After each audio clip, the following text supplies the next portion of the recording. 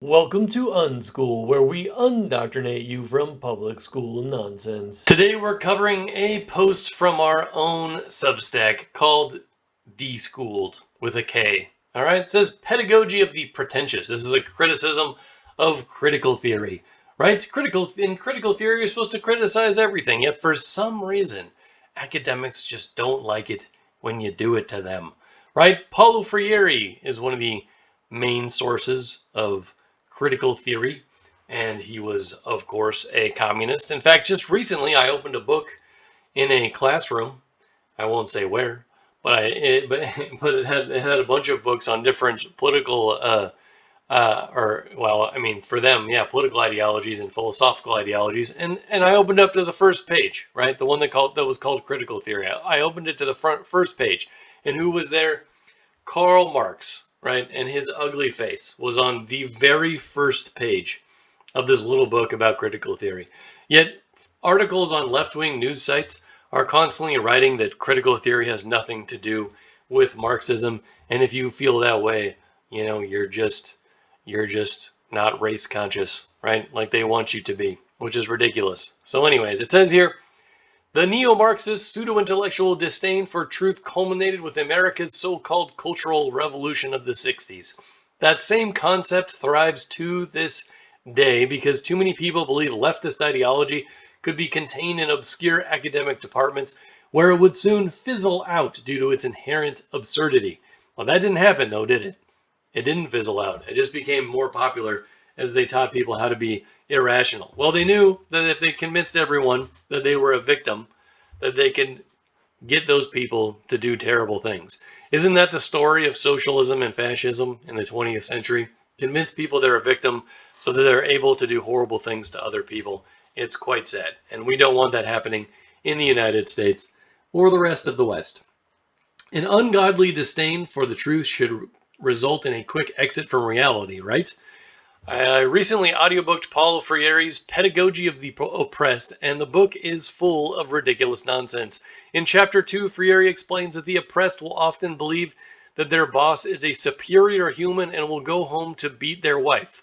He throws in an odd paragraph from the democratic socialist Erich Fromm that says, the oppressed must see examples of the vulnerability and of the oppressor so that a contrary conviction can begin to grow within them. Until this occurs, they will continue disheartened, fearful, and beaten. As long as the oppressed remain unaware of the causes of their condition, they fatalistically accept their exploitation. Right? So he's advocating for the idea that you're supposed to hate your boss. And, that's some people do feel that way, but I don't think that they walk around thinking that their boss is superior or that their boss is out there just oppressing other people outside of work. I don't think that's a common belief. Further, they are apt to react in a passive and alienated manner when confronted with the necessity to struggle for their freedom and self-affirmation. Little by little, however, they tend to try out forms of rebellious action in working towards liberation. One must neither lose sight of this passivity nor overlook the moment of awakening. You may notice that, this is a guy that educators look to for advice. And the things we just read sound very religious, don't they? He talks about liberation, right? When someone's using the word liberation instead of liberty, it's not exclusively so, but often it's true that they are communists because liberation is a liberation from the your current existence, how you live and where you're living.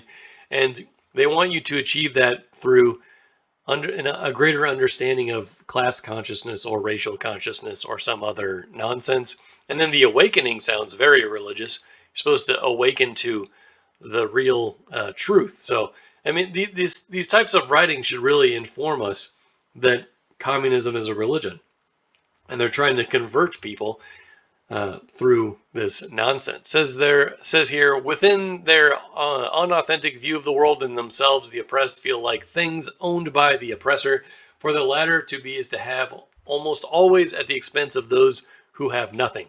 For the oppressed at a certain point in their existential experience, to be is not to resemble the oppressor, but to be under him, to depend on him. Accordingly, the oppressed are emotionally dependent. The peasant is a dependent. He can't say what he wants before he discovers his dependence. He suffers. he lets off steam at home where he shouts at his children, beats them, and despairs. So basically, he's saying, he's a fancy intellectual who wouldn't do these things, but oppressed lower class people go home and beat their wife because they don't like their boss, which I think most people would never do ever. Like that's just not normal. But communists have taught generations of people in public schools that that's how things worked for most of reality. And in some cases, obviously domestic violence happens, but I don't think it's common. He complains about his wife and thinks everything is dreadful. He doesn't let off steam with the boss because he thinks the boss is a superior being. I don't think people feel that way about their boss. Unless they have like a really incredible respect for authority and just believe that automatically. Lots of times the peasant gives vent to his sorrows by drinking.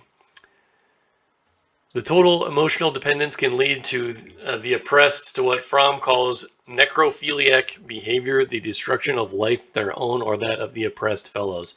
Yeah, so I mean, that's a kind of a difficult few paragraphs to understand, but basically breaking it down that every human interaction is either oppressed versus oppressor, and the communist one wants to remove that so everything is perfectly equal through equity, right? But it's not actually possible to make that happen. It says there, the book pushes the common belief in Marxism and feminist literature that people don't understand how capitalism oppresses them. Doesn't make much sense. It's really, we have to deal with scarcity, and communists think that they can just remove that. They complain about capitalism when really communists are complaining about the human condition, and like the environment that we live in, and the fact that scarcity exists and we have to find a way to manage those resources. So this article continues on for quite a lot.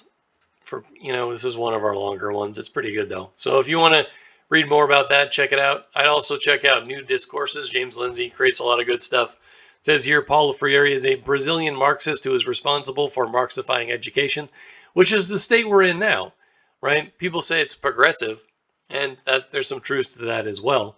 But both people on the left and the right have gone through 12 years of public schooling. That's 12 years of progressive Marxist-leaning education.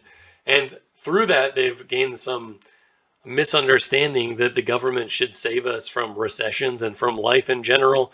And that couldn't be further from the truth. We don't need government to facilitate our lives. We need freedom and liberty to facilitate our own lives. Okay? In effect, what he did was create a Marxist theory of being educated, and what this did in turn was create a Marxist theory of knowledge and knowing. Who gets to be considered a knower, on what grounds, to whose benefit, who decides?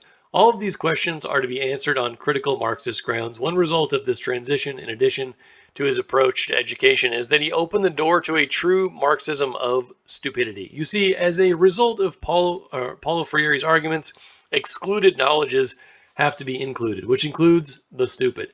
Speaking of how anti-intellectual and stupid this allowed Marxism to be, it allows for any idiot with a critical disposition to create a Marxist theory of anything by asking and answering the sorts of questions listed above about the knowledge base of anything they want. Thus, we end up with Marxist analyses of every academic subject, every facet of society, every hobby, everything, in an interminable cascade of irritating stupidity we refer to as being woke. In this episode of the New Discourses podcast, James Lindsay explains the phenomenon through a number of examples that make it absolutely clear how cheap and stupid Marxist analysis has become as a result of going woke. So, yeah, I would go and check that out, read this article, watch this video from New Discourses, and realize why the higher education system is completely shot. Okay? Why it's just not useful in this day and age.